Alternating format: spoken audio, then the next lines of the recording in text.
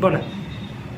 माननीय पोलीस अधीक्षक साहेब व अपर पोलीस अधीक्षक साहेब, उपविभागीय पोलीस अधिकारी साहेब यांच्या मार्गदर्शनाखाली धाराशिव शहरातील छत्रपती शिवाजी महाराज चौक, देशपांडे स्टँड, जिजाऊ चौक या भागातील फळवाले, भाजीपालेवाले, जे विक्रेते आहेत, जे गाडीवाले आहेत, यांना योग्य ते सूचना देऊन त्यांना फुटपाथचा आधार दिलेला आहे.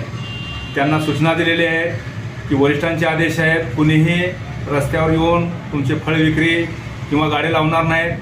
यापूर्वी पण तुमच्यावर कारवाई केलेली आहे आणि याच्यानंतरही आम्ही तुमच्यावर कारवाई करणार आहोत. त्यांना सूचना दिलेल्या आहेत. नागरिकांना काय आव्हान आहे?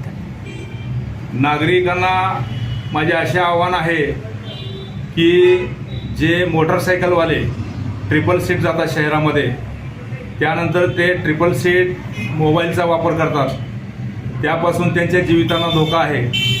त्याकरिता त्याने जरी तुमचा फोन आला तर तुम्ही गाडी आपली साईडला पार्किंग करून फोनचा वापर करावा, जेणेकरून वाहनावर मोबाईलचा वापर करू नये, अन्यथा तुमच्या प्राण जाण्याची शक्यता आहे.